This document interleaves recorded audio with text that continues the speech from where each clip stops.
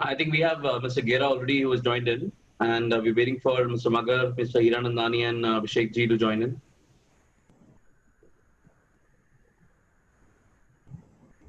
Hi, Rohit ji. Yeah, hi. Hi, guys. How are you doing? Mr. Gera, welcome. Thank you. Thanks, Sahil.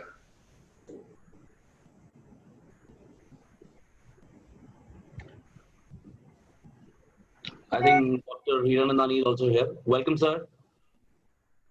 Hello, how are you? Thank you. Very good, sir. Very good. Hello. We have Mr. Gopal Sada who has joined in already. We have Mr. Rohit Gera. We have Mr. Gaurav Maurya, and we have Dr. Niranjan Hiranandani already here. We're waiting. I have to clock off at 5:25. I have Mr. Piyush Yes. Goyal at 5:30. So you'll have to excuse us. We've already got that intimation, so we'll be starting sharp in the next 1 or 2 minutes. Okay, thank you. Thank you. Thank you so much for joining in and taking out time from your busy schedule. We really appreciate that. Thank you. Mr. Gera is there. Good afternoon, sir. Good afternoon, sir. How are you? Nice to see you. Smita, I can see. Yes. Yes. Welcome. Chetan, I can't. Gopal Sarda. Good afternoon. Hello, sir. Hi. Good afternoon. Chetan. I think Mr. Magar has also joined in, Yes, yes. and we're just waiting for Mr. Kapoor to land. Good afternoon, Mr. Magar. Welcome to this discussion.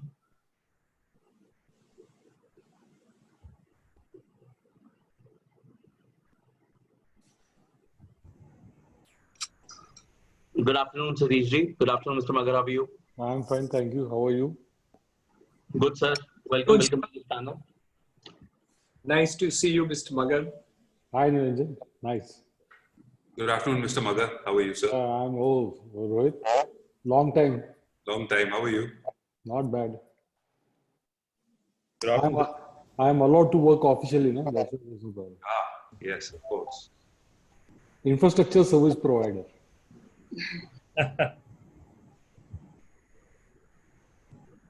We're just waiting for Mr. Kapoor to join in from Purvankara, and I think he is going to be here any minute. And we'll start as soon as possible. In the meantime, I would request Smitaji if you can just start so that we can let Niranjanji exit on time because he has some other appointment already scheduled. Yeah, sure. Very good evening to all of you. I'm Smita Zogdan Patil, Director of Remax SSPL. So I would like to welcome all our unified panelists and everyone who has taken the time to join us and by managing their busy schedules. I hope everyone is healthy and spending their time with the families and helping the communities in whichever way possible. So let me introduce about our company. So the brand name Remax is the largest real estate network in the world, and we have the presence globally in over 118 countries, having 8,400 plus offices and strong force of 130,000 professional consultants globally. And in India, Remax serves in over more than 50 cities, backed by the 1,500 plus consultants.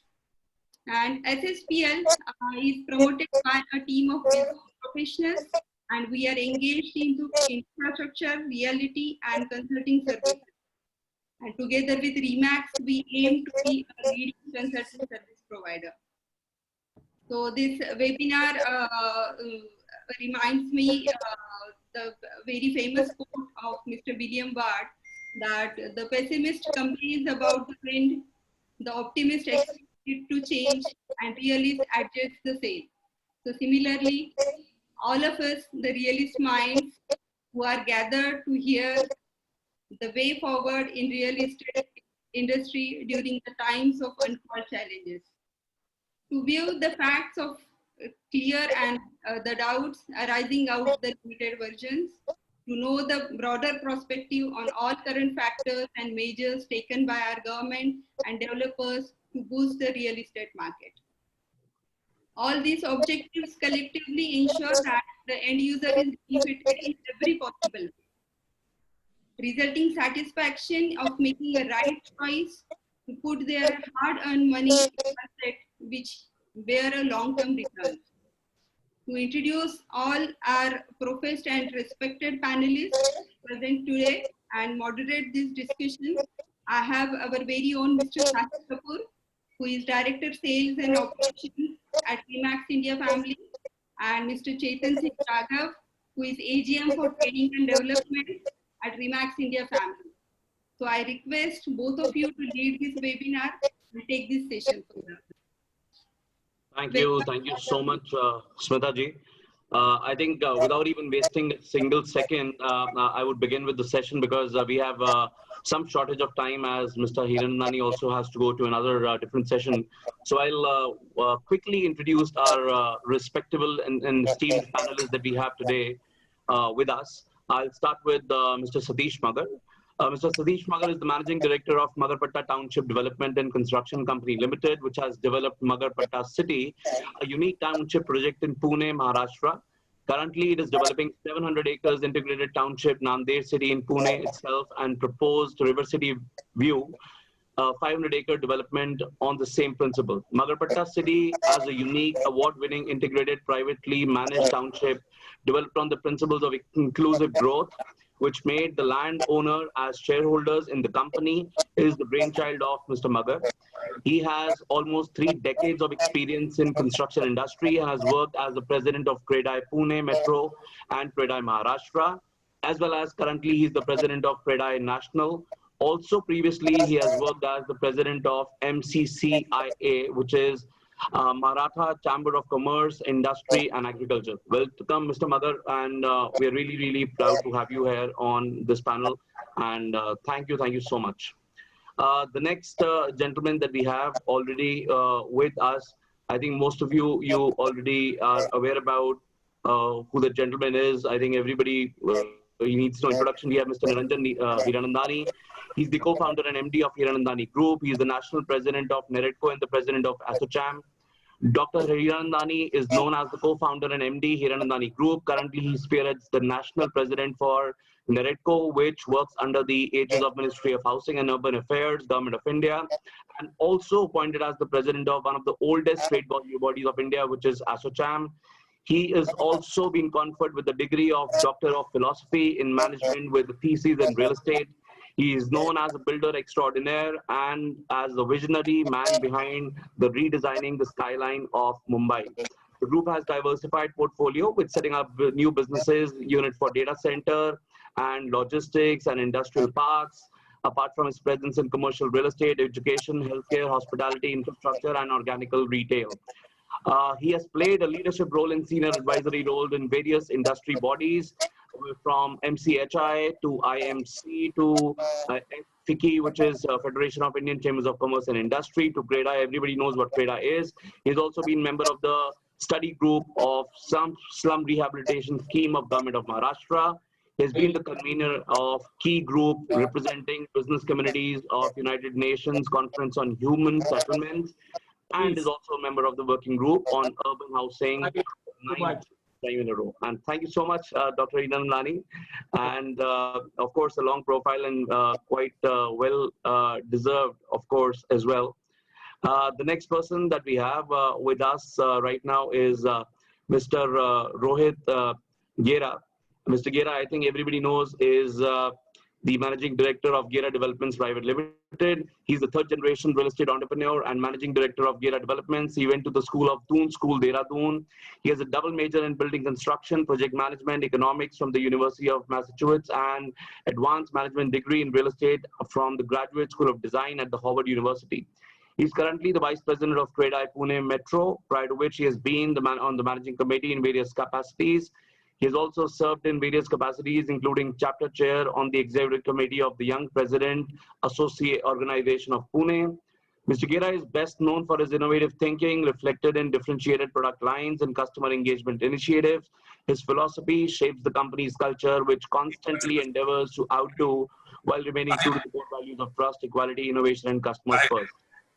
Sahil, can we just start? Let's just Yes, start. sure. We can. We have Mr. Abhishek Kapoor from Purvankara with us, and then we have Mr. Gopal Sarda. We'll introduce them a little later since we have our esteemed panelists already with us. Now, starting with the first question from none other than Mr. Hinandani. It is a common question to almost everybody, and we can take a couple of minutes answering that. Now, with the current situation that we are all witnessing right now, what do you all think? Is the market going to be bouncing back pretty soon? Are the customers going to be coming back pretty soon? Or do you think they're going to be adapting a wait and watch approach? How do you think the market is going to be behaving and the customers is going to be behaving? Over to you, Doctor.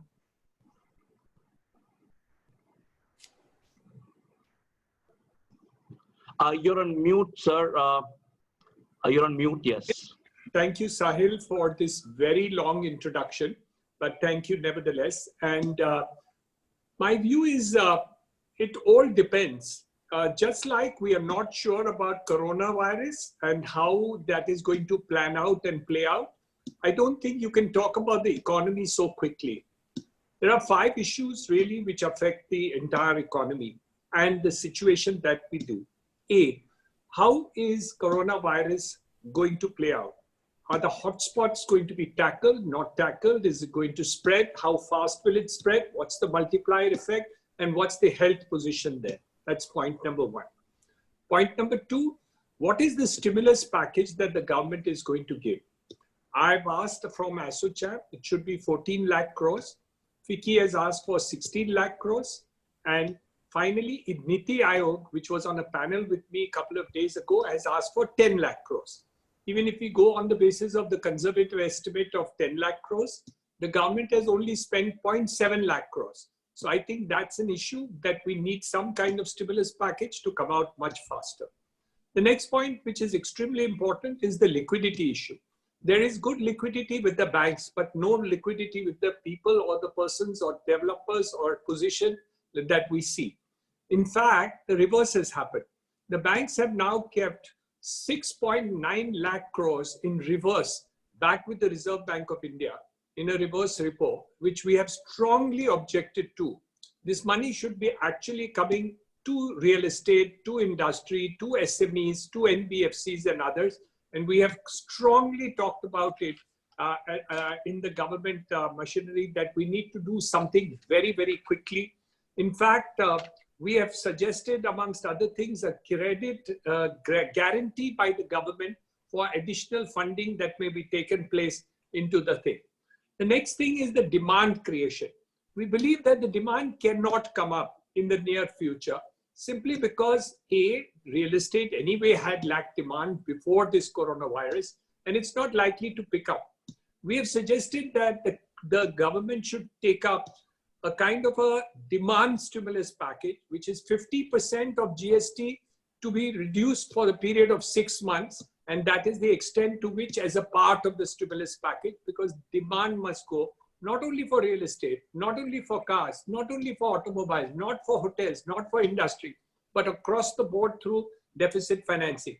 And the last one, which we have suggested very strongly, is that those dues which are due by the central government or PSUs or bodies should be paid. For us, according to our calculations, which we have done, IT refunds, VAT refund, GST refunds, National Highway Authority of India refunds, DISCOM refunds, fertilizer subsidies, state government payments, which were relating to GST and the other payments, totally come to 2,20,000 crores. Now, if this money, which is legitimately due by the central government or the PSUs, are paid to the respective bodies or persons or individuals, this itself would be a stimulus package. And the last but not the least, the phase-wise opening up of industry, which is about to start, which is starting in the green zone, limited work in the yellow and the orange or the yellow zones, and very, very limited in the red zones. The red zones can't be entire cities. So it can't be entire Pune, entire Mumbai, entire MMR, entire PMR. It has to be those portions of that place in order to get the economy started. Even if you put all this put together and do it fast, My gut feel is that anything from 6 to 12 months it will take to get back the economy. However, coronavirus is not predictable. And if that goes on for a longer period of time, which can happen, and May doesn't look like a good month to me, as far as the coronavirus spread is concerned, I do see that it may go on for a longer period of time. But I think if we do all these put together, we can bring it back again, including industry which is leaving China, is now going to Vietnam, it's going to Bangladesh, it's going to other countries, but very little is coming to India. So I think we need to do a lot more homework in order to get it to India. I think I've spoken too long, but I've tried to summarize whatever we in NAREDCO and ASSOCHAM have been working on with the government that be in order to get this off the ground as early as possible. Thank you very much for inviting me. Very grateful to you, sir. Thank you so much. Over to you, Mr. Magar. I mean, do you have similar thoughts? Or do you think that 6 to 12 months is the time frame which probably the market will take to bounce back to what it normally was earlier? I agree with Niranjan, 6 to 12 months, yes, but it will not bounce back. It will start getting normalized. We really don't know what is in store for us. We are fighting a battle with an unknown enemy. Don't know the size, shape, color, nothing is known to us. So it's going to take time. Moreover, even the labor which has gone, the entire migratory labor which has gone back to their places, for them to feel secure to come, because as you have seen, most of the city centers, cities which have got high growth potential are hit the most. So them to come back is going to take some time, because they need that confidence to come in. So it will come back. I mean, we are human beings. We are known to fight all these odds. Otherwise, we wouldn't have been human beings. So, but it is a matter of time. 6 to 12 months is what I would say. Along with whatever Mr. Hirundani has said, we have also asked the government to restructuring of all the loans for at least 1 year, because they need to do it. We cannot have those NPAs coming in. The banks have to be fair enough to give out the money. The money is still lying with them. Because unless and until somebody starts the engine to roll, the wheels to roll, the engine is not going to move. And the third thing is that the buyers should be incentivized as much as possible, so that they can come back, reduction of interest rates, give them all the income tax soaps, so that they feel that they should buy. One thing has come out from COVID very strongly, which I am a firm believer of, is that everyone now needs a home. So all the millennial kids were talking differently of co-sharing and co-living, and all that is gone for a toss. The safest place in the last 1.5 months, 1 month, which we have been as is our home. So I think that is a silver lining for our industry. Sure. Mr. Gira, what are your opening remarks on this whole entire situation? I mean, if you have to summarize it, I mean, what are your opening remarks? What do you think? Do you resonate your thoughts with Dr. Hirundani and Mr. Magar? Well, yes, of course, I certainly agree with them. I'd like to add a couple of points. One is, look, the real estate sector has been in a tremendous degree of stress and fiscal and financial pain. Looking forward, and I have to say that I'm an eternal optimist, right? So let me start with that. Now, I think this can go in two ways, and it completely depends on what the government decides to do in terms of stimulating demand, right? A couple of things which have already happened. I will bet each and every person on this webinar currently has felt that their home was too small and too tight, right? Everybody has felt a need for a little more space. That's one. Every tenant has felt tremendously insecure, because we haven't treated tenants extremely well across the country. So I think the basic need and the desire and demand for people to want a new home, a bigger home, or just to own a home has gotten amplified through this time. So I think really what's going to happen is, so what's pulling us down though is people's job insecurity, right? I think as soon as people have a sense of confidence that their jobs are secure, the buying cycle will restart. I want to give you, just for example, one simple suggestion, right? Some of the things that we heard are GST benefits and so on. But if the government comes up with one single move, which says that for this year, 100% extra deduction of the interest paid on your new home loan, and it becomes 80% next year, 60% the following year, what we will see is everybody will rush to maximize that benefit. We will see a clearing of all ready inventory, then near ready inventory, and it will jumpstart the economy. The loss to the government will be more than made up from GST gains and stamp duty gains. So even just one move like that, I think the government needs to come up with some time-bound incentives, and we could see things changing dramatically for the positive. I think people are ready for homes. We just need that trigger. Our insecurity around jobs is what needs a degree of confidence. The last thing which I'll say is, at this point in time, when we're in a dark tunnel, unfortunately, we're at the darkest part of the tunnel, and it's a curved tunnel. We can't see the light at the end of it, right? In cities like Goa, for example, in states like Goa, where the work has started, we're already seeing the light at the end of that tunnel. So I think we'll come out of this. I think we'll come out of this stronger. We'll come out of this better. And you know, it's a matter of a couple of months. I think the hardest part is behind us. So I'm pretty optimistic. I think that things will happen within the next 3 to 6 months. I think interest rates will come down. And if the government comes up with some stimulus, I think we'll see things bounce back much sooner than we're currently expecting. Yeah, of course, I think the government has to play the most vital role in helping us revive the situation. I'm going to be bouncing back to Dr. Hiranandani because he has to quickly leave. Sir, as the president of ASSOCHAM, I mean, in that capacity, I'm asking you that question, that there have been a lot of news doing rounds that a lot of companies, they're shifting their base from China to India, and probably India will come back as a manufacturing hub. Do you think, how true is that, and are we really prepared to become a manufacturing hub, and what impact, if that happens, would it do to the real estate industry? Sahil, I wish what you said was true. The fact is that they are moving out of China. That is a certainty. But they are not moving into India is more likely, because the kind of initiative taken by the other countries is much more than what we do. For example, in the last 2 years, textiles moved out of China because of labor cost, but they didn't move into India. They moved into Bangladesh, in Vietnam, into Sri Lanka, and even a little bit into Pakistan, but didn't come to India.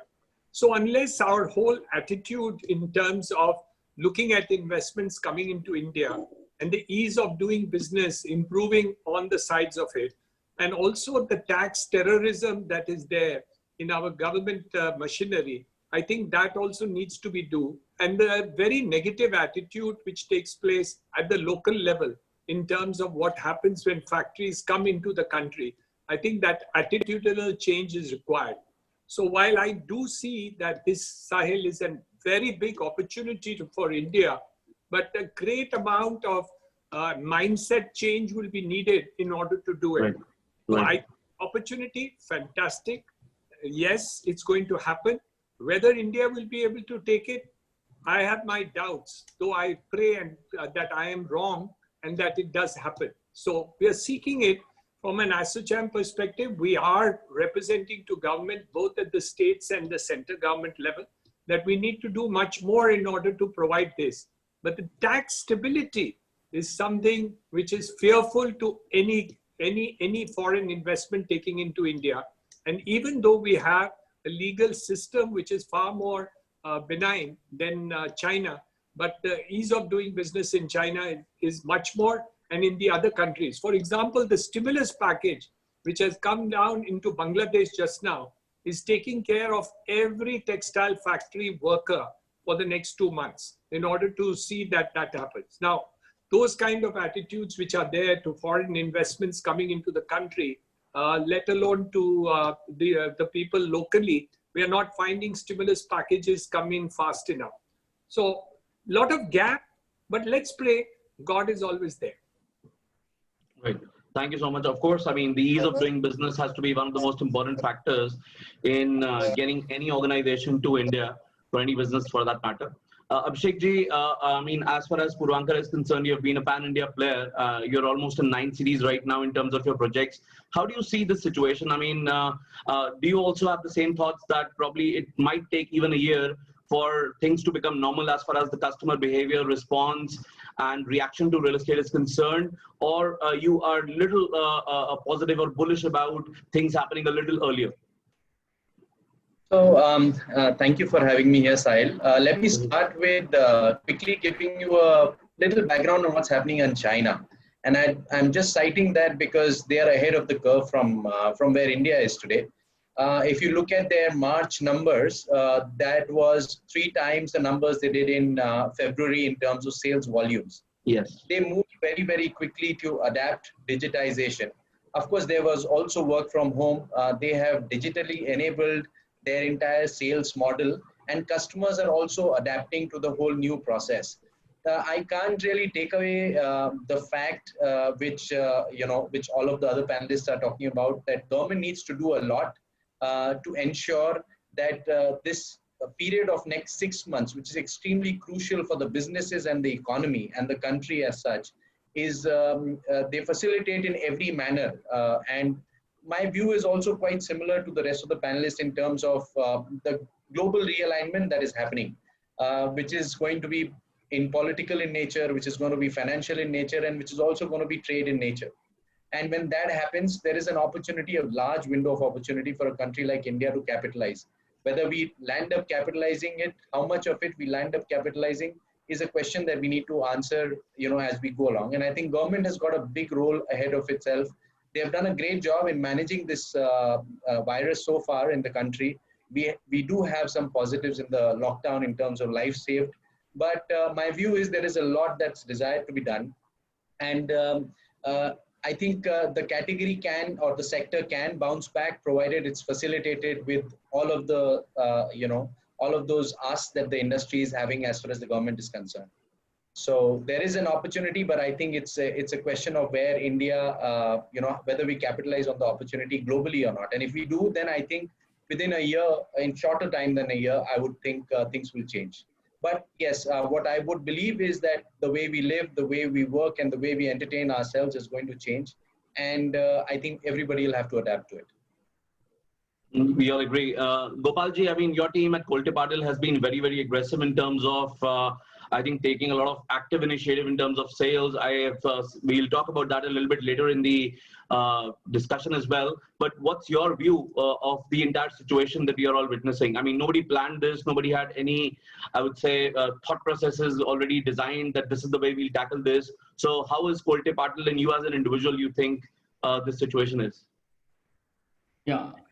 Sahil, I agree to most of the points which the panelists have already covered, and so far I will not focus to more repeat. I agree most of the points are relevant, and I think everybody has a requisite industry experience, and based on that, their expectations and their thought process has been put forward.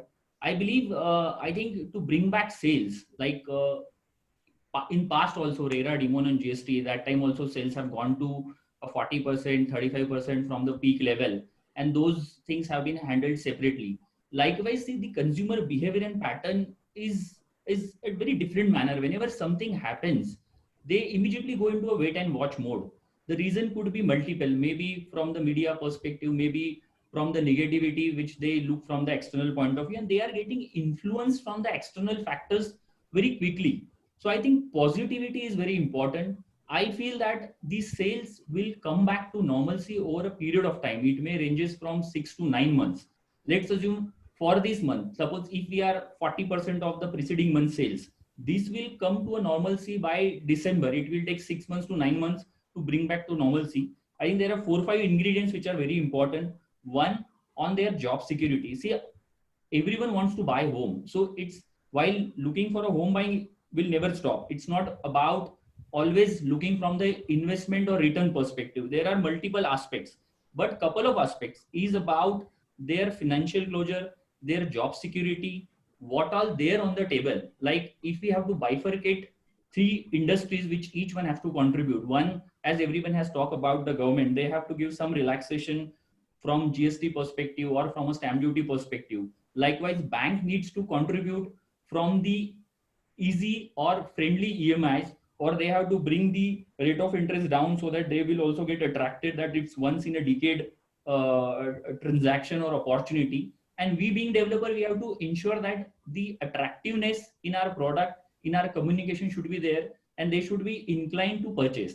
Now, looking at the social distancing, which we all have to follow under the global pandemic, I think the only way you don't have the in-person meeting. So obviously everyone is looking from the app-based, the technology, the digitalization platform, and we can convert certain set of bookings like visit a notebook can get converted, or there are certain buyers who always wants to grasp the opportunity when it is available in the market, irrespective of their site visit happening or not.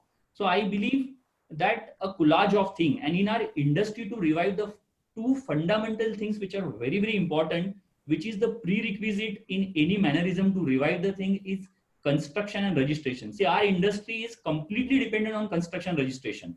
Even if you have the registered sold receivable on the books, but if you are not casting the slabs, the money will not flow into the system. And if you are taking the fresh bookings, and if you are not going for the registration, the second level of cash flows will not bring to the system. So any organization or in an economy, liquidity is what we all about talking, and there are other fundamentals. So I think construction registration will play a fundamental roles to bring back the sales. One has to focus that the construction needs to be started on the site. Otherwise, buyer will think, why, if he has paid a certain money and if there is zero work progress on the site, he's losing to some extent from the interest perspective, or he wants some sort of protection. Like suppose if we take the buyer confidence to the next level by saying that suppose if XYZ price is there, and if tomorrow Q2, Q3, Q4, if the prices goes to some extent down by 100, 200 rupees, we will match up those price. So that gives them a comfort on the price protection. Second, we give them the comfort that your money will be coming into a system linked to the construction. That gives them the some sort of comfort from the notional interest loss. And if there are friendly EMIs from the banks, that gives the third comfort. And if at any given point of time, we give them a comfort saying that if they are losing their job, then we'll refund the money without any cancellation charges in 7 days time. So that gives the security that as and when required, my money will come back to me. So if these kind of 4 or 5 parameters we bring on the table, and we create the best of the digital and tech platform to explain them the product and give them the best of the experience, I think sales is gonna happen and home buying will never stop. Probably not to the extent what we were enjoying earlier. It may start with 40-45% of your preceding month sales, and gradually from 40 to 100% to a normalcy, it will come in 6 to 9 months. And I think sales is going to happen. These 3 ingredients, what I'm talking about, banking, government, and developer side, and the construction registration needs to be started ASAP with COVID-proof environment, keeping in mind the health, hygiene, and other aspects.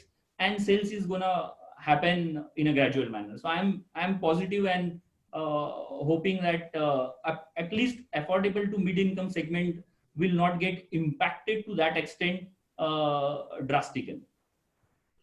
So, Mr. Maurya, I mean, the developers fraternity is more or less on the same page that 6 months or probably, I think the worst period time, 12 months is what it would take for things to be normal, for the developers to get back to 100% of their sales, what they were doing in the best of their times.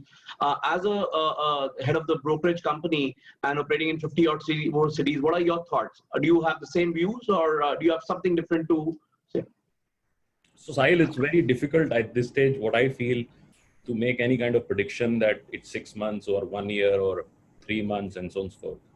And because we are still in between the whole pandemic. So this is not over. This is just flowing. So we are taking decisions, we are making reports, and we putting a lot of data out there, which is as we are evolving.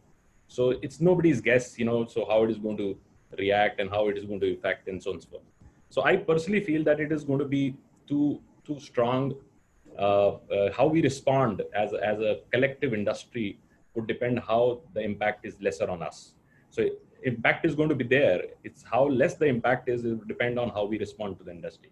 And there would be 2 responses which would come. One would come from the policy side, which I think 2 very senior members we have on the panel, both are representing very credible associations, and they're working hard. I'm seeing every day they're representing the industry to all the policy makers. So So I will not talk about too much on the policy. I think both Satish ji and Mr. Niranjan has put very right points in terms of what policy should do and help bringing liquidity so that the jobs are not lost and the construction goes on and we continue to deliver projects. But I'll talk about something which we are good at. I mean, that's at our broking house at Remax. We work on the investor confidence side. And I feel that that's one of the areas which we have to collectively come out and build. And this is a problem I have seen in Indian real estate. We have a lot of voices, but no collective voice. I'll give you an example of how mutual fund did. So if I don't know how many of you have seen this campaign called Mutual Fund Sahi Hai. So that was a huge campaign which brought in a huge confidence in especially people who are getting into early times investing into mutual fund. I feel that there is no single voice for real estate. We need to bring all associations, all the leading developers together, create maybe a task force, create a very credible and a collective communication to go down to investors and say, this is a time where you need to take a decision to invest, because they are going to be in anxiety on a hold on stage, and you want to shift them only and when you build a lot of confidence. And I like Gopalji's lot of ideas which can build confidence. If the prices would be stable or prices drop, we will do correction. All these are important points to be brought in. Second, I think we have been very classic in our nature in terms of our product designs. We need to shift that and bring in a lot of innovation on our product designs. We need to bring in a user-based products. So what user is thinking and what are people preferring? So we got a very good feedback for, especially for Magarpatta, because we have one office there, and we got a feedback that this, the whole, because it's a protected community, it's very well looked after, people are safe. So a lot of people would look beyond just the buying a home. They would look at a lot of other value addition, which would have to come and communicated well. I also feel that revenue generating properties would become very big. There's a lot of these micro investors available in the market who want to invest in real estate, but they need products around it. And third, which I think would bring a lot of value change, is consolidation. I feel that the front ending, it's a great opportunity with credible developers to see and create a bigger interface and consolidate the industry, because I feel that the buyers would look at establishing or putting their money behind very competent brands. So this would be a big change now. It's already started. Last 3-4 years, we're seeing that big change, but now it will be big time. So it would be a difficult time for, I would say, a lot of regional or smaller developers, and the bigger developers would have a much bigger opportunity time to consolidate this. And also, I think one has to be extremely focused at this time on your loyal customers, because they are the first to react. They are the first one to come back. How soon you can build confidence in them to bring them back in the system would depend on that. So I would say I would give equal marks on policy and equal marks on building the buyer confidence. Yeah, so basically you feel that all the stakeholders, it's high time that they start speaking the same language so that we are all on the same page. Satish ji, you're most closely, I think, working with the government as the president of TradeEye. I think every day there has been some kind of a discussion with one of the top stakeholders of the government as well. What do you think, what are the expectations from the developers fraternity that you have from the government and the financial institutions? And do they have they actively taken some steps already, or some things which are already in the pipeline to revive the current situation? See, the government has basically worked on 3 modes. First it was survival, then revival, and then being sustainable. So the survival mode, more or less, they feel that they have taken care of. And now they are thinking on the revival mode.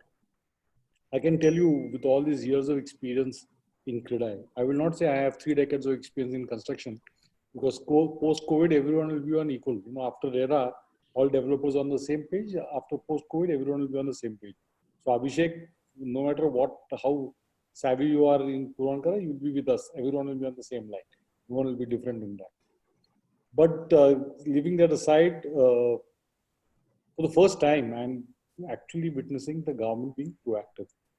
They are calling, they are speaking, they are asking for suggestions. This has never happened. Every time, Rohit used to get after, give this suggestion, give that, we'll do this, we'll do that. And I always thought that this paper was to either using as the backside as rough paper or to a shredding machine. But for the first time, and I'm making this statement over and over again, because every day there is some inquiry coming in. What do you think of this? What should be done for this? What do you need to do for labor reforms? So the government is also looking at things now. Making use of this, we are being extremely cautious on what we are asking. We don't want to sound greedy in what we do. We want to change that perception. We want to industrialize ourselves in this whole process. We have also got this opportunity. So we are talking about how the loans need to be restructured. You need to have a one-time restructuring because all the cash is gone. I mean, there's no sales, there's no receipts. So after 90 days, you know what's going to happen? Are you going to is it going to rain money? No. So we need to look at a long-term process on that, so which we are after them. They are saying that you restructure all the loans for 12 months, capitalize the interest so that, you know, the economy needs to move on. We're talking about GST needs to be rationalized. The input tax credit should come in. And most importantly, we are asking them that you do whatever is required to do. We need to work out, think out of the box so that the buyer's confidence comes in. Because unless and until the confidence comes in the buyer, nobody's going to come and buy. So job security is there. We don't have so much to say in that, but whether he gets an interest reduction. So we say if he gets interest rate at 5%, National Housing Bank subsidizes the difference, or if he gets the benefit of investment which he had, you see, no matter which scheme of taxation he takes, the old one or the new one, or he gets some interest exemption. So all these things, if you put them together and make it very lucrative for a buyer to buy, and when his confidence comes in, because all said and done, no matter what anyone says, whether we are at the curved tunnel or whether we are at the straight tunnel or whatever it is, at the end of the day, the safest place in this 1 month has been our home. So I wish people think like Rohit and have a larger home, so we'll have more FSI to construct and sold. But the end point is home. One, and that people are not going to lose. We have been talking a lot about industry coming to India and all that. We are basically a services country, service provider country. We are not a manufacturing country because we have our own issues like what doctor said. You know, the political will, the local level problems, the so-called, you know, the labor problems, too much of democracy, of appeasement, the vote bank politics, it's all there. So we cannot get rid of it. COVID is not going to take that out. It's going to be there. But I feel there's going to be a huge gradual demand coming in for the services. A lot of back-end work will come, which will be good for us. Now, probably, you know, we'll not behave the way we are behaving now.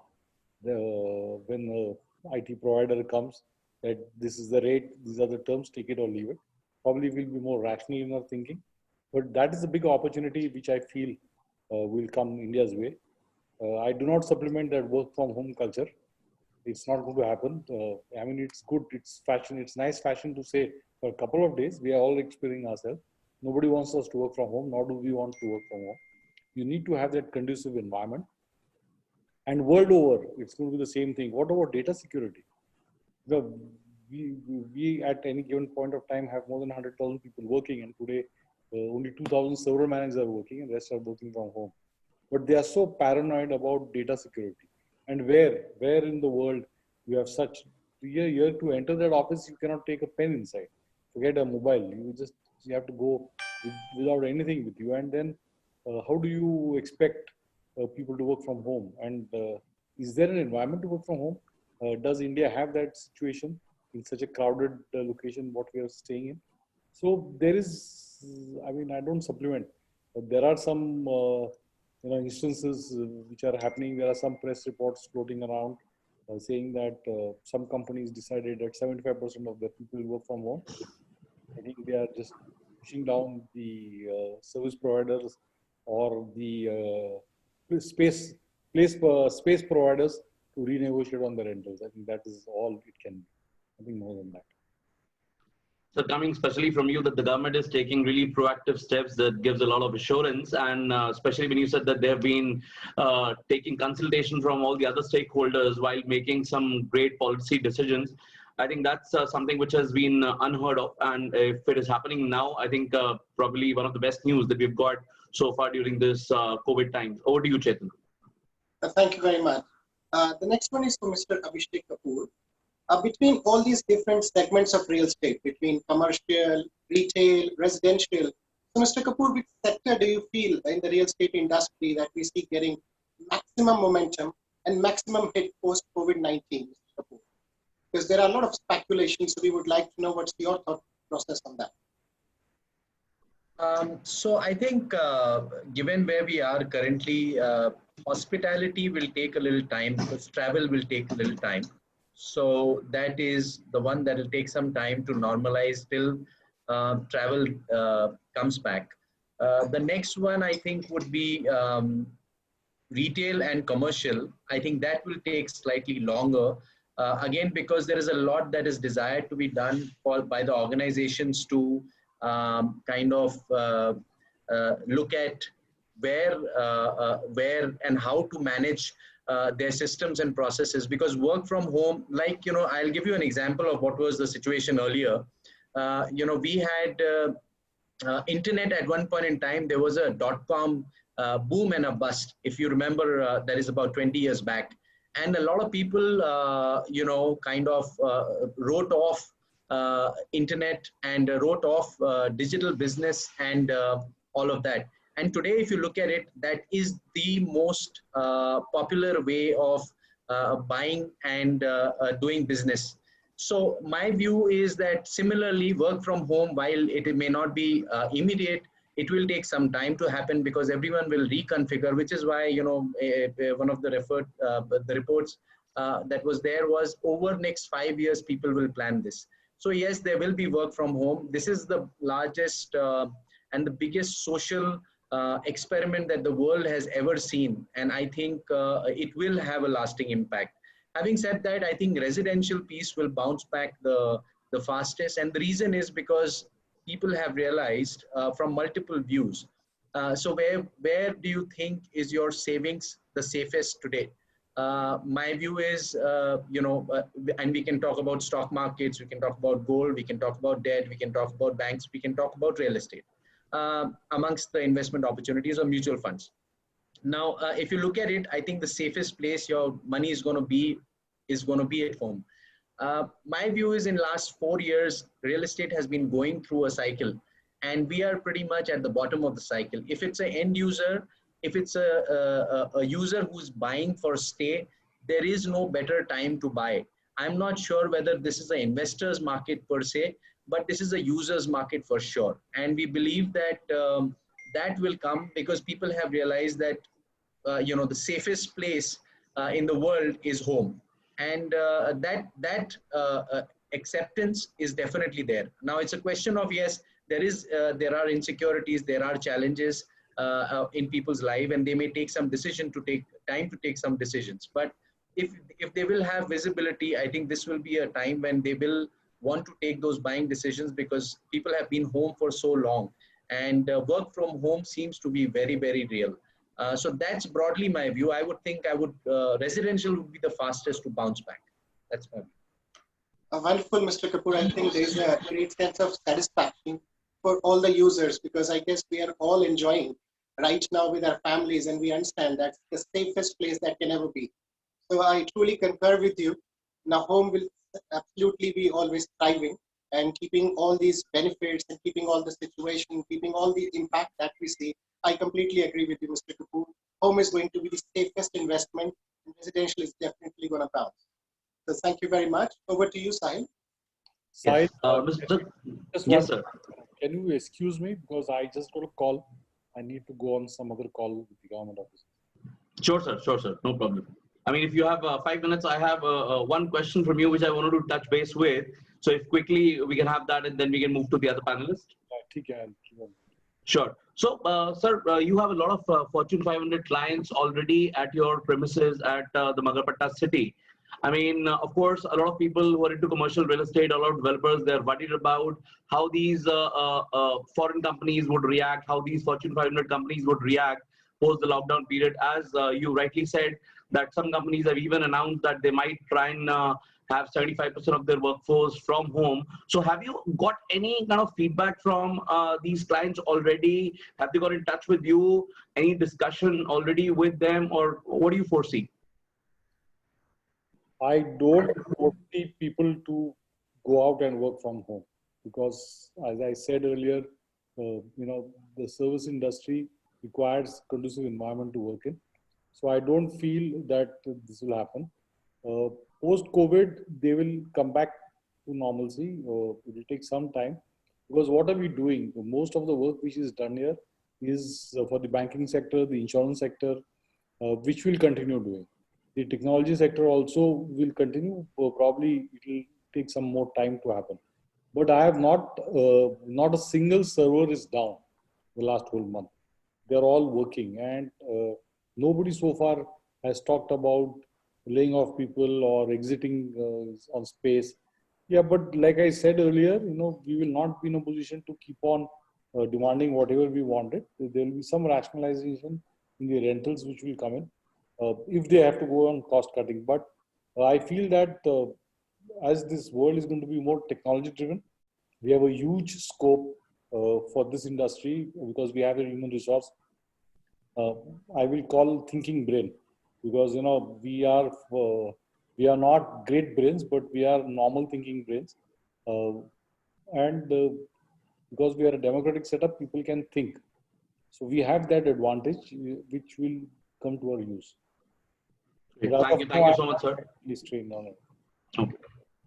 Thanks a lot, sir. Thanks for spending time with us. I know that you have to go for another call. Thank you so much for being with us. Thank you for your valuable time. Thanks a lot.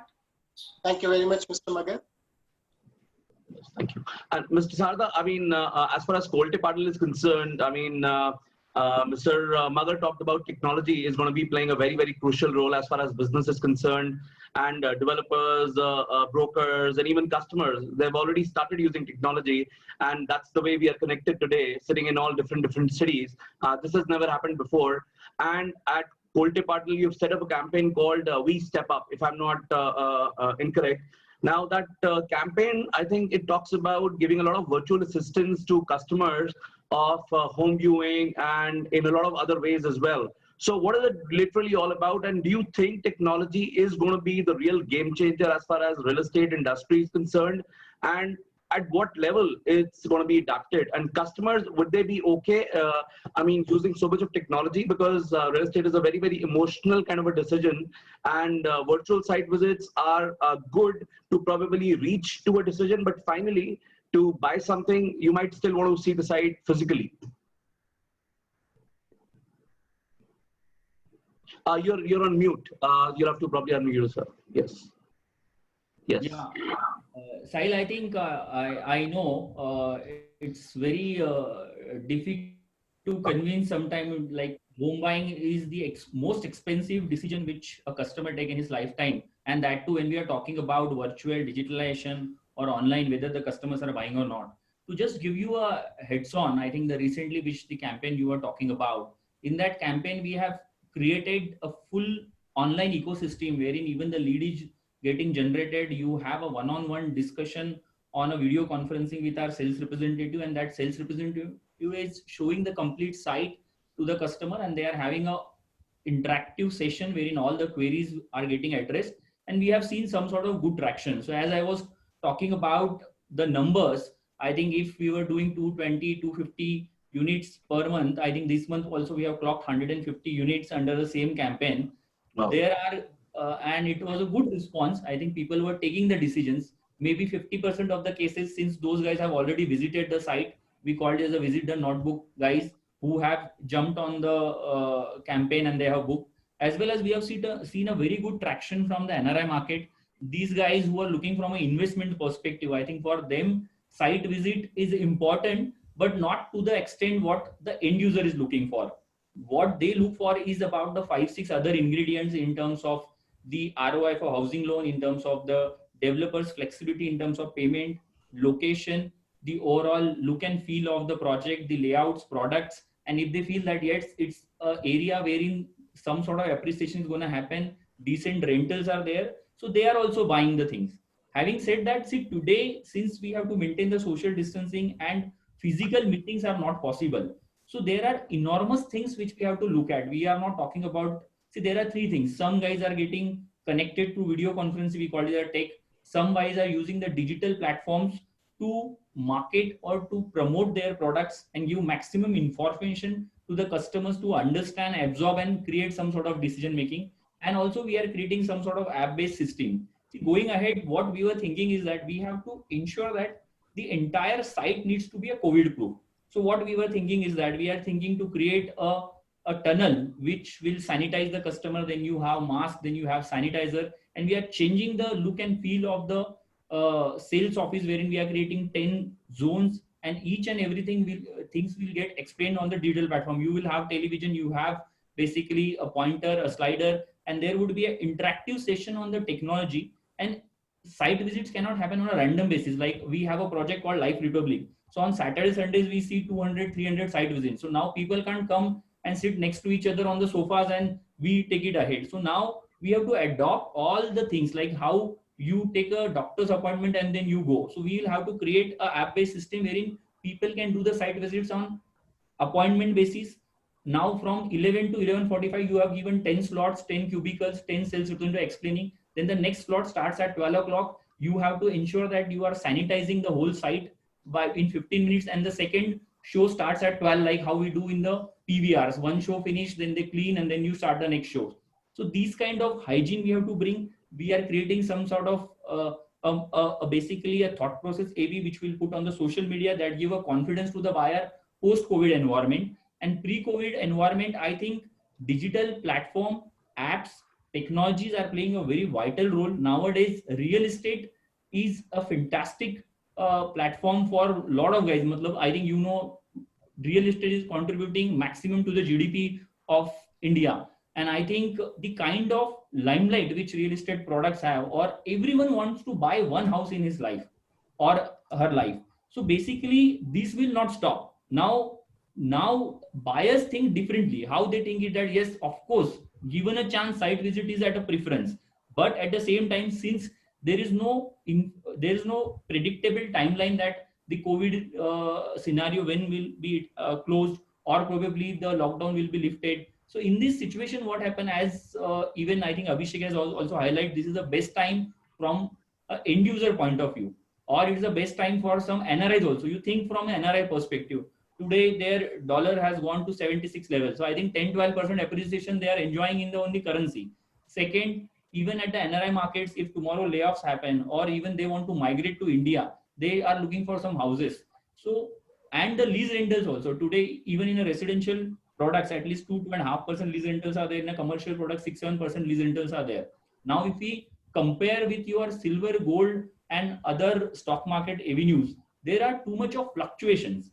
In real estate, at least we can stop the fluctuation by giving them a price protection on the downside, and the appreciation may be moderate. But since your risk-taking appetite is not high, you can focus on buying the real estate products. So I believe that to some extent, 80-90% is obviously it's an end user market. 10% obviously the investment market, and from that also NRI is playing a vital role. Going ahead, I'll not suggest that 100% of the sales is going to come from a digital or the tech platform, but yes, you can generate at least 40-42% of your sales from these avenues, and balance you will have to do from the next level of things once the lockdown is lifted, by having some sort of COVID-proof environment on the side, giving the confidence to the customer, and how we are creating and ensuring that the 360-degree focus has been taken care of. So I think a collage of all will bring a decent sales from tech and digital platform as well. Yeah, so basically the time has come that we cannot at any point in time ignore technology, because every stakeholder, I mean, if he wants or not, he will have to adopt technology. Over to you, Chetan. Yeah, thank you very much. This is for Mr. Gera. Mr. Gera, I think everybody would like to know, as a prospective buyer, what would be the impact on the real estate pricing in the primary market? And do you also foresee the prices of inventory going down and developers offering some fancy discounts and some fancy options to liquidate the existing stock?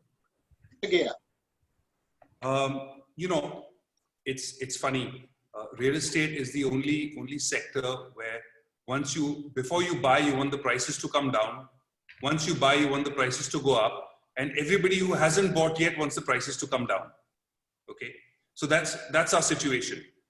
So every time there's any sort of potential noise around prices coming down, all the pundits are suddenly talking about, oh, prices will crash, prices will crash. We saw this at demonetization. We saw this at every opportunity. Okay.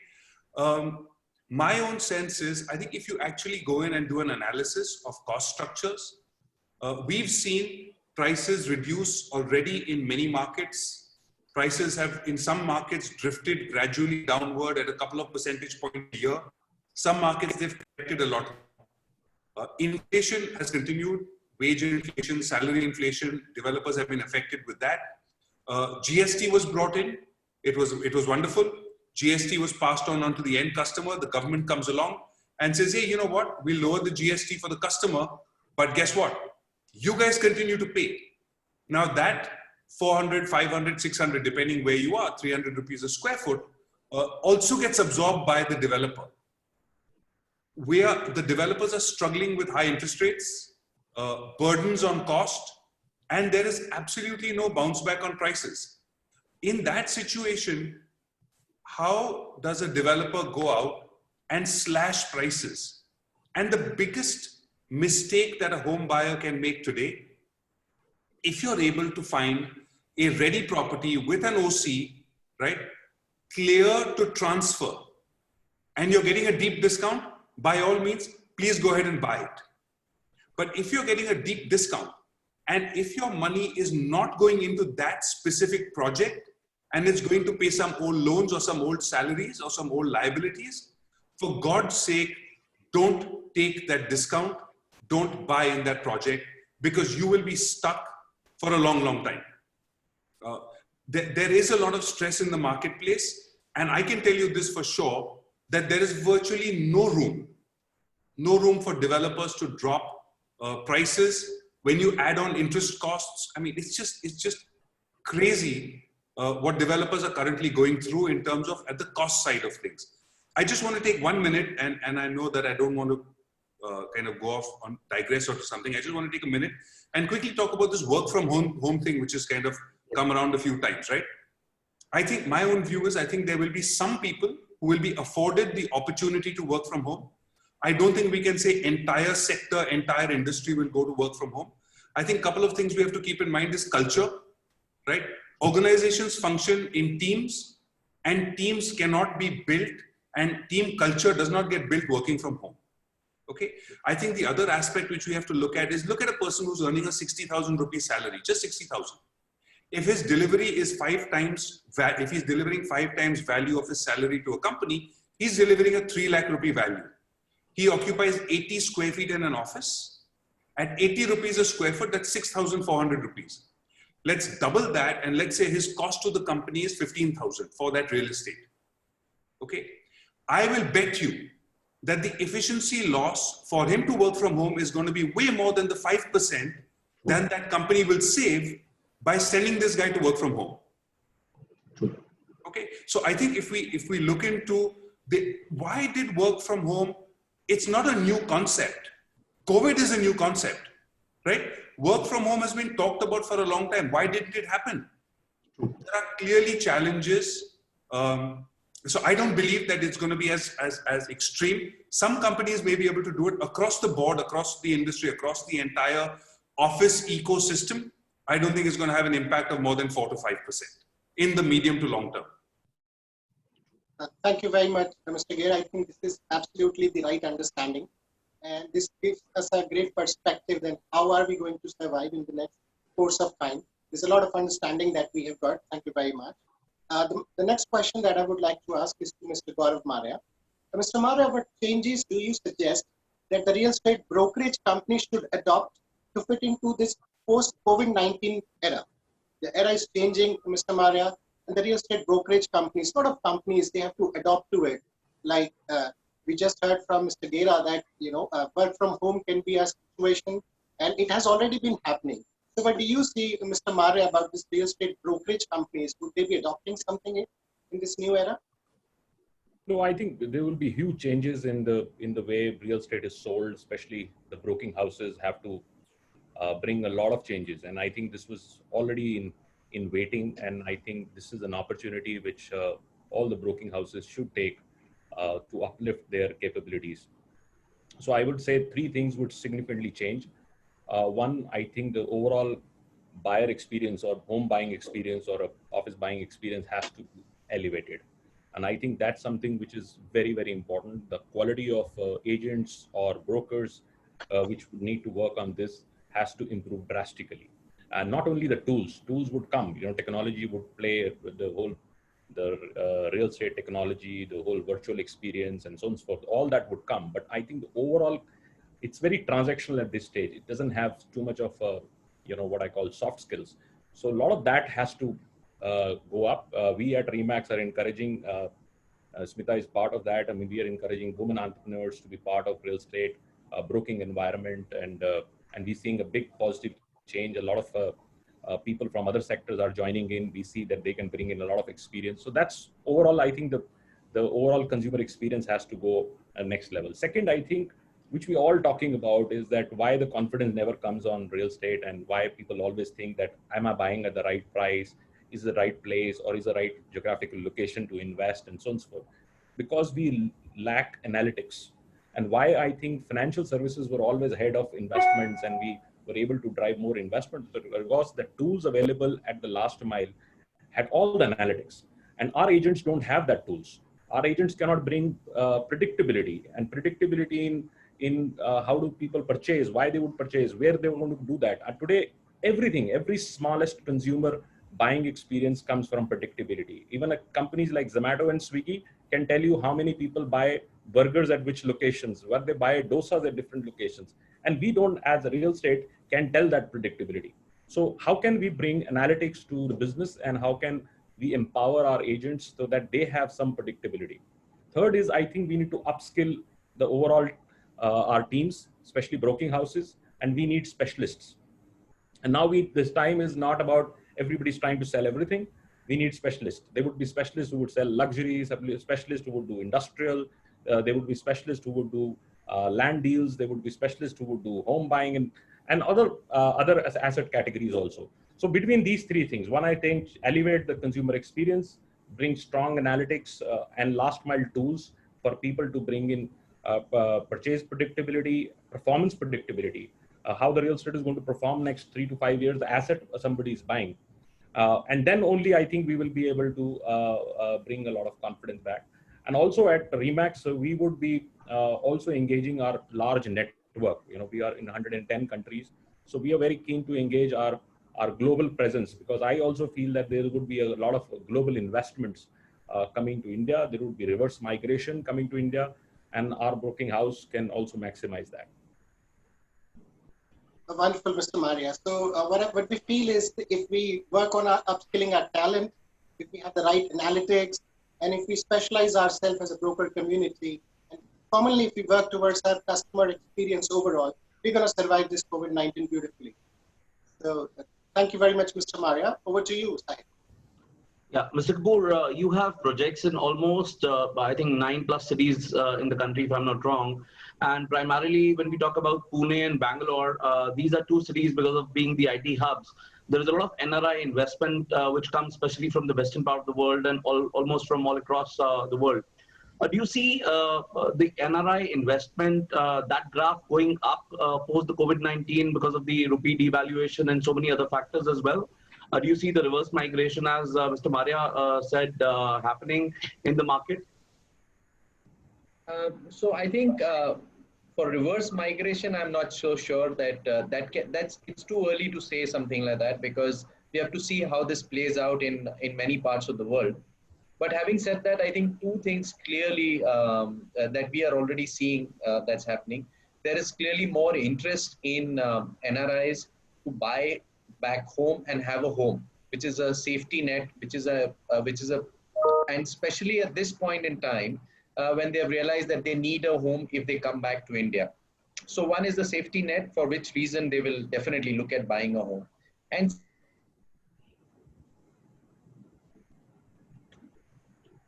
I think there's some kind of a network issue at Mr. Kapoor's side.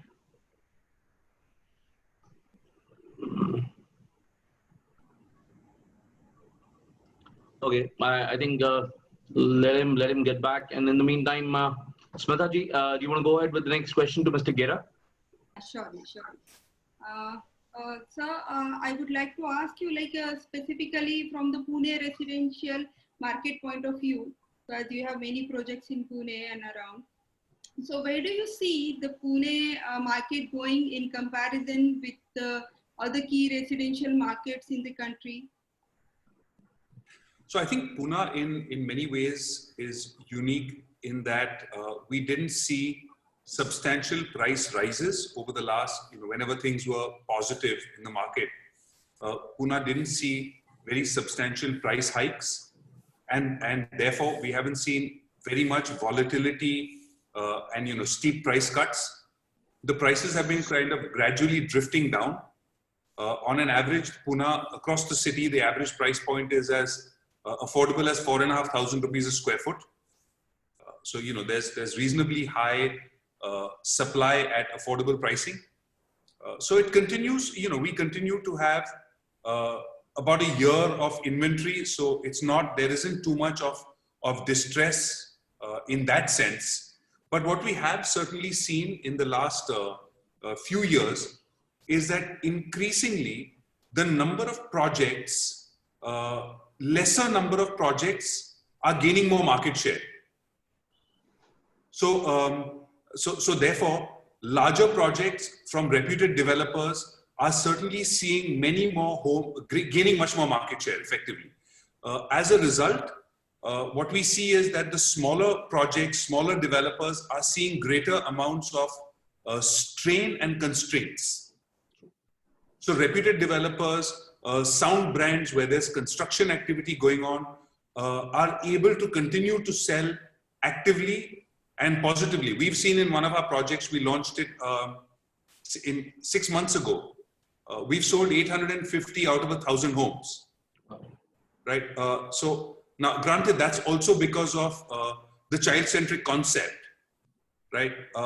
But there is a demand that the market, it does exist for the right product by the right developer at the right location at the right price, right? So it isn't. And I think this is not just about Pune. This is, I think, across the country phenomenon that if you're the wrong developer, any one of these. So historically, you could get one of these wrong, and the market was forgiving. The forgiveness of the marketplace has gone away. If your track record is bad, you're dead in the water. You get the product wrong, you're dead in the water. You get the location wrong, you're dead in the water. You don't get your financing right, you're dead in the water.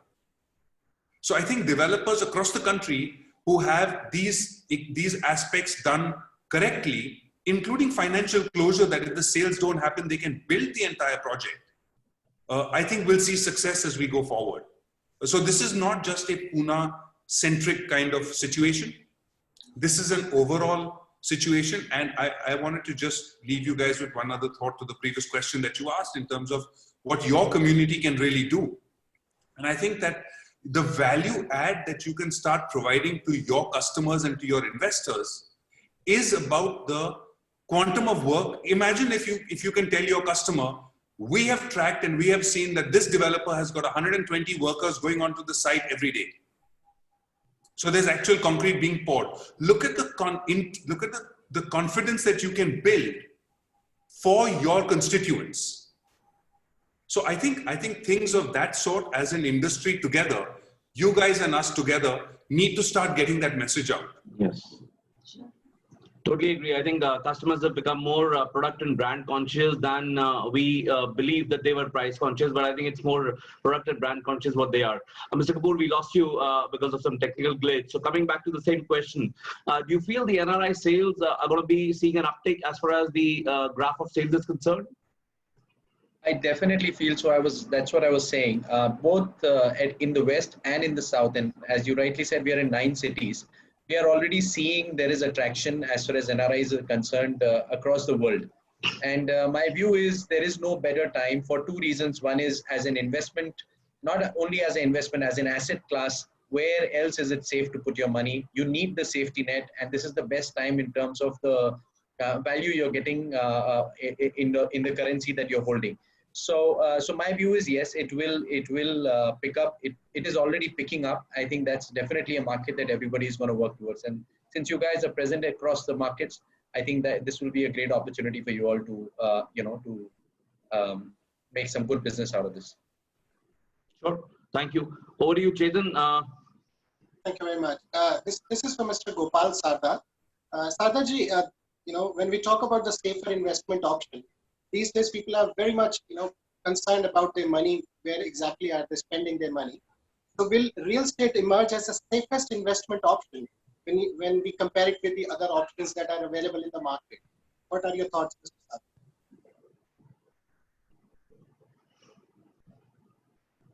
I think yes. You come from a financial background as well, being a chartered accountant. So I think you're the best person who could probably answer this question as well.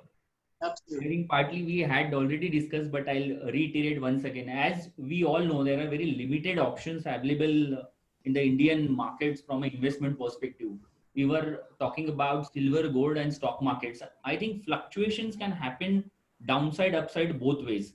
So if the overall risk-taking appetite decides about your investment class. So when we talk about investment, it also comes with a risk-taking appetite. And most of the guys, I think out of 180% of the guys don't want to take risks. And that's the reason if you see majority of our communities are into job and very few guys are running the businesses because people want to play a safe bets. When you want to play a safe bets, return could be minimal or you want your principal protection. I think in that kind of mindset, real estate is the best of the asset class because it has never happened that you have invested 100 rupees in real estate and it has gone down to 50 rupees, 40 rupees or 30 rupees, which is the case in the stock markets, which is the case in these gold and silver markets, not to the extent of 40, 50, but at least 10, 20% variations. So I think if you are not in a position to manage or take such kind of huge fluctuations for those segment or for those class of people, real estate is the safest bet wherein your principal is almost protected. Sometimes 5-10% fluctuation happens in the prices only for a limited period, that too because of disruption happened in the economy like in past RERA, DeMon, GST or this global pandemic or in future some sort of disruption. Whenever there is a huge disruption happen in the economy, probably that phase gives you 5 to 10% fluctuation in the real estate. But if you have your holding capacity, real estate is always showed as a uptrend and whatever you have invested, you have sold better than that. Maybe return ranges from 4% to 20% or it may ranges from 4% to 50%. But those were situations 10 years ago. Nowadays, obviously we have limited appreciation because there is a huge supply and there is a moderate demand or probably the prices and even neither the land prices appreciating nor the selling prices are appreciating. So people feel that real estate is not an investment product, but from a leasing perspective, if your return expectations are moderate, as I have already mentioned, in residential you enjoy 2-3%, in commercial you enjoy 7 to 9%, and in between, if you entered in a zone wherein there is a proposed infrastructure. See, typically what happens in real estate, we have to bifurcate in 3 categories: A, B, and C. Some C categories will depreciate by 8-10% because of low demand, no development. B categories wherein the prices remain stable because of equal demand and supply. But there are A categories wherein the infrastructure, means government is also focusing on proposed infrastructure, job creation is happening, and you feel that this is the right investments wherein the next level of appreciation can come. I think you have to identify on those locations. You can invest wherein you can get some capital appreciation, some lease, and your principal is always protected. Along with that, there are some icing on the cake. Nowadays in affordable up to 45 lakh rupees apartment, you get 3.5 lakh as an interest deduction, which helps to save some taxes. You get CLSS. So that way, if you plan in such a manner and if your expectations are 12 to 14%, you can easily enter into affordable to mid-income segment with right locations wherein infrastructure development is going to happen and your ticket size is very affordable today, which will be further excellent affordability in near future. Those kind of segments may definitely real estate can be a good investment. And I would always appreciate to those set of people who don't want to take a risk and they want always their principal should be protected. Then real estate is a fantastic investment opportunity one should always consider and move on. I think Mr. Gera also wanted to make a point on this. I just want to say one thing. I think we shouldn't look at people buying their first home as defined as investment. Buying your first home is a need everybody should own their first home. Okay. Beyond that, whether you want to consider beyond your first home for stock market, gold, whatever else, that's fine. I think we wrongly start to equate the stock market and gold with people's first home and therefore loosely use investment. My own view is your first home, your own home, isn't really an investment. It's your shelter. You shouldn't refer to it as an investment. Absolutely. I think For you itself. Yes, Mr. Gera is saying is also right. I think from end user's perspective, his thought process is correct. From the second perspective, what we are talking, since your question was more on the investment front, so my perspective was on a more of an investment front. But currently, from an end user perspective, then there are different things.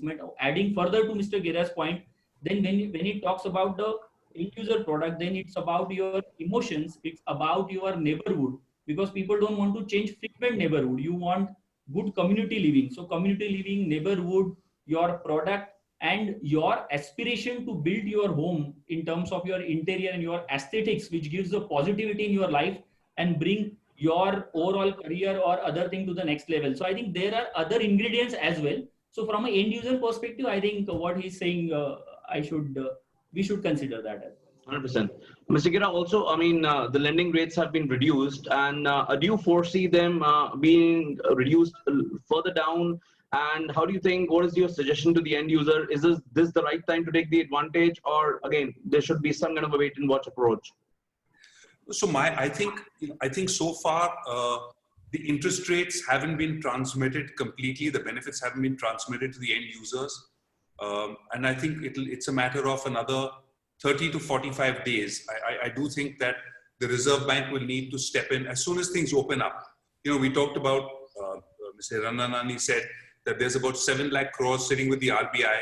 That's actually true, but the challenge with it is there's nothing really happening in terms of economic activity for people to go out and take those loans. You can't even go to sign the papers to get your loan done, right? So that money is available. As that money starts coming into the market, I do think that there is scope for interest rates to come down. And we'll know in the next 30 to 40 days, I think, if how much interest rates are coming down. Once that happens, my advice to people is it's a great time. Look, in 2004, 5, 6, when the first boom really took place, it happened because interest rates went down where the first digit was a 7, right? So we saw 7.9, 7.8, 7.5, and demand just took off because your EMI per lakh dropped substantially. We're in the 8s right now. I do think that there's potential to come into the 7s. So my advice to home buyers would be get in there, take a fixed rate, take your 20-year mortgage, 25-year mortgage at a 7, 7.5, whatever it comes down to. Lock yourself in. Even if it goes down a little bit, it's not going to go down substantially more than that. Come in at that point, buy it, lock it, and just move on.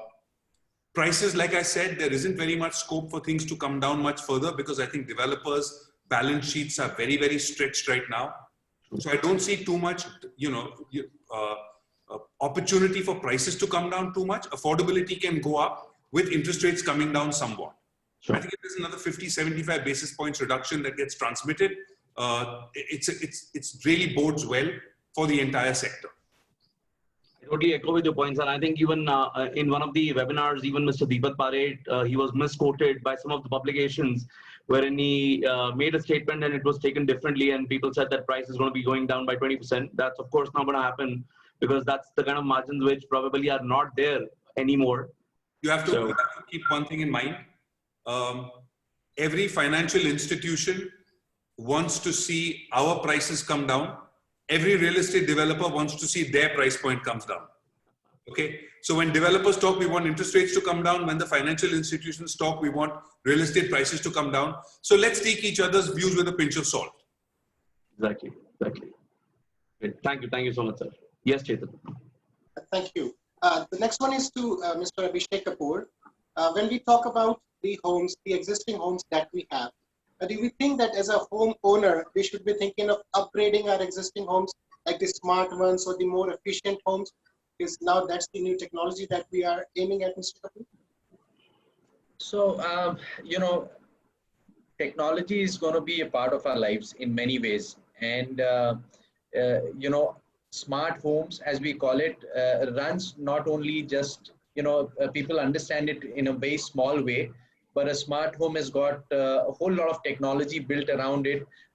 Nowadays, you're talking about right from health, which is now the biggest priority, on how a smart home can support a healthy lifestyle.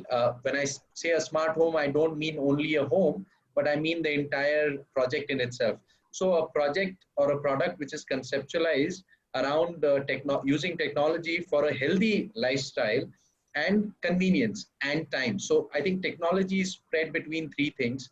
Largely, it enables you to have a much healthier lifestyle. It enables you to have the convenience, which is, in terms of the way you operate in your house. And of course, the time that you spend in operating your house and spend in doing things at far more efficient. When I say that, I can give you an example like, for us in Puravankara, we have got something called BlueNext technology.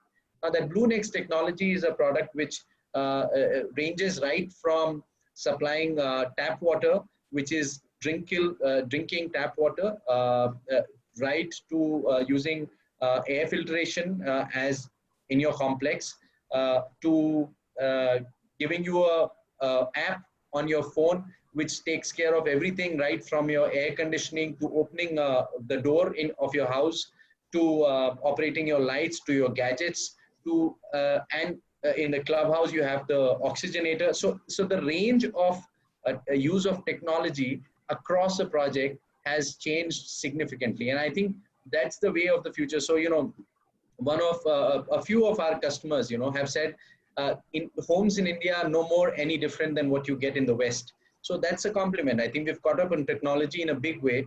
And today, the way people live in the West is the same lifestyle you can have in this country, because smart homes are available now. Wonderful, Mr. Kapoor. So we feel that not only technology, but the healthy homes, the smart homes, very well equipped with all sort of technology to make us ready for the next level, for the new market. So very well said, sir. So next question over to you, Sahil. Smita ji. You're on mute, Smita ji. Yes. The question is for Mr. Sada. Sir, in this lockdown, our online consultations and the virtual tours and online bookings, the way forward in real estate sales. So how do you see the role of channel partners going forward? Do you foresee channel partners playing a more important role, since most of the developers would want to build an asset-light sales model? So what do you feel? Yes, definitely. So I think, any business who wants to do a larger volumes, they need to build a channel distribution network, not only in real estate, but other businesses, other sectors also. Everyone who is aiming for a larger volume, they have to build a strong channel distribution network, which helps them to build that kind of volume. See, now in similar case with the real estate, we can't just keep on building a team of 100, 200, 500 salespeople on board and try to generate entire sales through us. Somewhere you have to balance between fixed and variable, and along with variable, if there is any incidental cost attached to you, which you can absorb in your PLN, and you take the next level of CAGR growth for the betterment of the organization, one should always aim for. So coming back to your specific question related to channel partner, I think channel partners are playing significant role from last 3-4 years. Look at anybody's track record, maybe ours, maybe Godrej or some other listed players. Channel partner is fantastically contributing. 3 years back, we were 38% coming from channel partners and 62% direct. Last year, we did 60% through channel sales and 40% direct. So I think we have to handhold our channel partners, because this is the time wherein most of the medias like outdoor, print and other medias are completely stopped. Everybody is on a digital platform. Everybody is on an online platform. That gives the next level of competition to our channel partners, because their cost per lead is going to the next level, because all developers are also on the digital platform and they are also trying to generate their leads through digital platform. So maybe their cost per lead, maybe their overheads are not getting justified, and that's the reason if they are demanding or they are approaching or they are looking for some sort of request to the developer to consider 1.5% incremental slabs, and they can generate good sales in this tough time. I think we being a developer should not mind considering 1.5% incremental payouts to them, to ensure that their P&Ls are also getting protected they are getting good sort of margin to take care of their own businesses, and in return, in this tough time also, if they can contribute equivalent or more than the direct sales, we should definitely consider. In channel partners, what we look for is certain hygiene checks, like typically the brand values, the protocols, ethics, and certain guidelines which we expect from them to follow, and we are always there to protect and help them in their payouts and ensure that they are also earning decent margins. So one should, if you are looking for a large volume, definitely without channel partners and without creating a channel partner distribution network, you won't be able to climb the next level, and you won't be able to bring the 30-40% sort of CAGR growth in terms of pre-sales and collections to the organization. So channel partner is a fantastic platform, and one should definitely focus, and they are contributing tremendously to the organizations and to the industry as a whole. And parallel economy is going on in terms of sales, which we, being a real estate fraternity, is definitely considering, and everybody supports them as and when required. Sure.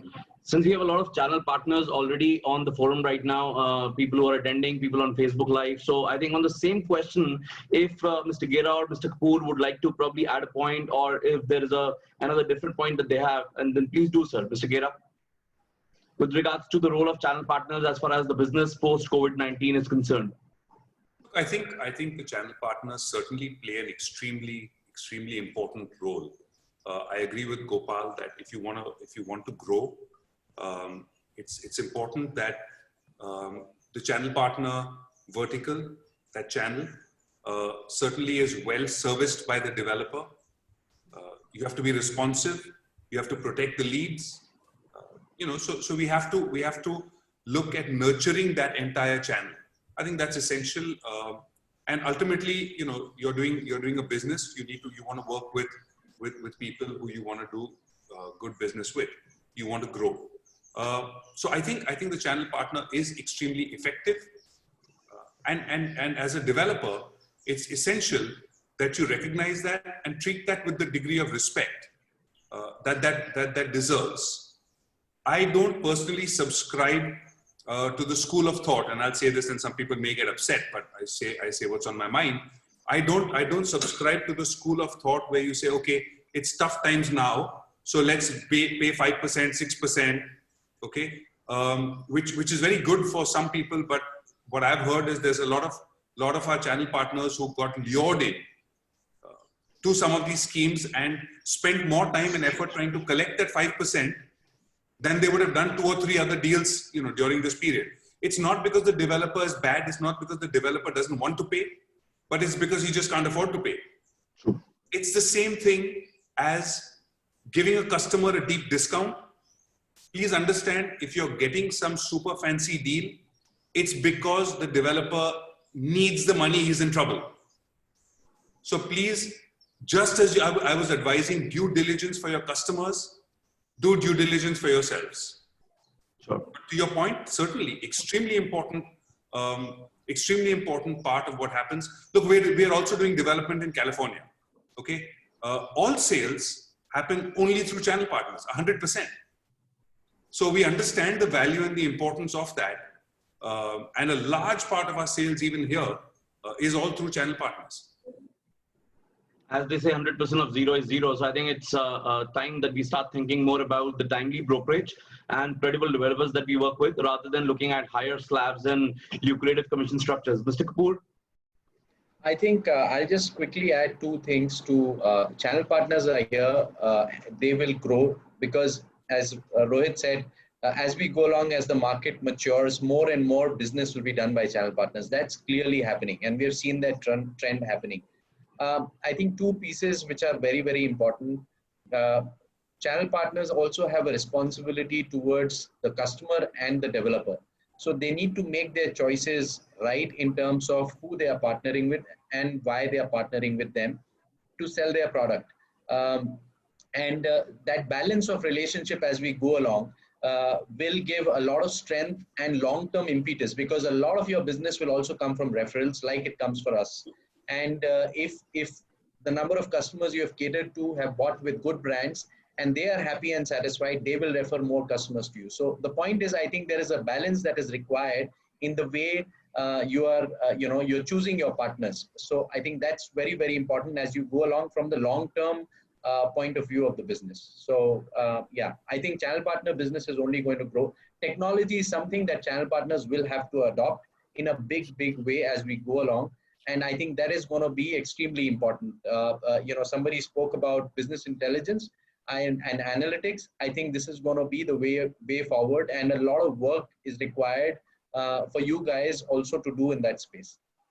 Thank you so much. That's a lot of assurance from three of the most credible developers of the country. We had a lot of questions on Facebook Live and Zoom chat here, wherein people were asking about how the interest of channel partners is going to be protected post the COVID time. So I think all three of you have answered that pretty correctly. Over to you, Smita ji. Yeah, the next question I would like to ask to Mr. Maria. Sir, do you foresee the brokers and the channel partners playing a more important role, since like most of the developers would want to build an asset light sales model, and what are your expectations from the developers for 1080? So it's a greatest time to build a much greater bond with channel partners and I think developers. You're absolutely right. I think at this stage we need to really focus on our core capabilities. As broking houses, we have capabilities to bring the home buyers on the table, and also the developers have to focus more on their deliveries and construction. So I think it will be a good time where we can work like integrated operators. Broking houses would need to work not only on the sales part of it, but also I think on the marketing part of it. I feel that a lot of marketing dollar is being wasted in past. We need to optimize it. You see any project comes up, a lot of people go out in digital and start putting this, and it keeps a overall cost of acquisition on higher side. So if it is much more focused, much more structured, I think everybody can save $1. Second, I think we need to also, at Remax particularly, we're working on creating some dedicated capabilities on certain projects, so that we can bring in certain amount of predictability on performance, because that's very important. And that's why most of the times they keep multiple channels of direct teams and channel also, because the predictability is not there. So how broking houses would bring predictability would be very important, that how much developer confidence would come to outsource this sales function. Third, I think we should also encourage a lot of joint product development, because we understand who's the buyers, what are they looking at. And I think a lot of good developers, and some of them are on the panel today, they are encouraging a lot of active discussions, active forums to get feedback of our agents which are available in the market. They are talking to buyers, they understand what they're looking at. And final is a wider distribution. Now I think everybody would need to see much wider distribution. People in hyper distributions, small,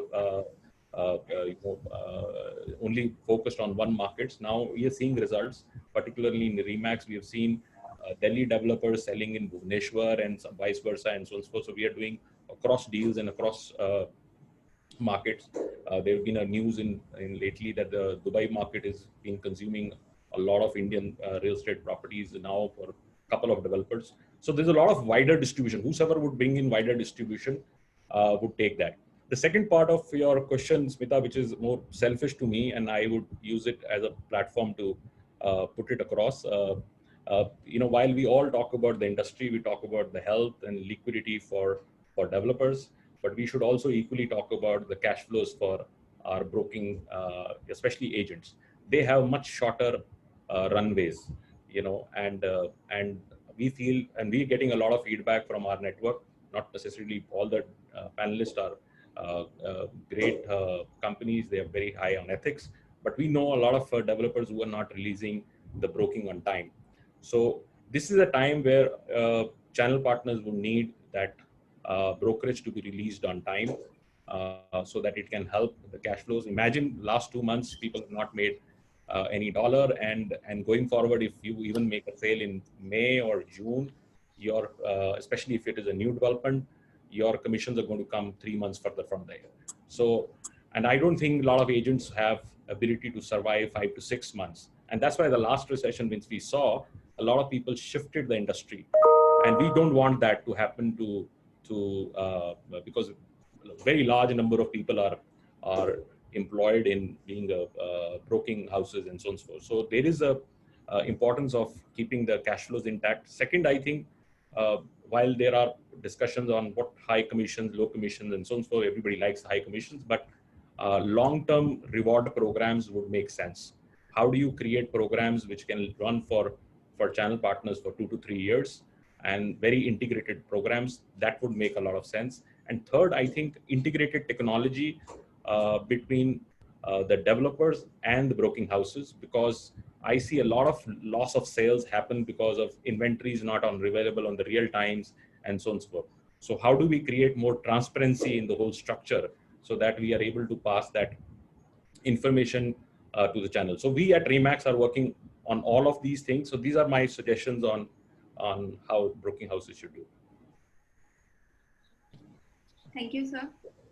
And I would like to thank all of you on behalf of Remax SSPL and Remax India. Thanks for sharing your valuable thoughts.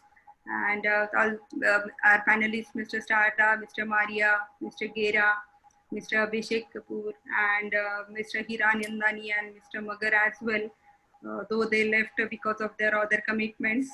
So it was a wonderful discussion with you all. And thanks for such insightful thoughts and guiding us towards the further course. And thanks for your valuable time. Thank you, Sahil ji. Thank you, Chetan ji, for your moderating efforts. And all the attendees who are joining us from various parts of country. It was our pleasure to hosting you all and looking forward to connect with you. Thank you all. Thanks a lot. Thank you. Thank you so much, everyone. Thank you, Mr. Gera. Thank you, Mr. Sharda. Thank you, Mr. Kapoor. Thank you, Mr. Maria. Thanks a lot. Thanks, everyone. Thank you very much, everybody. Thank you. Take care. Have a good day.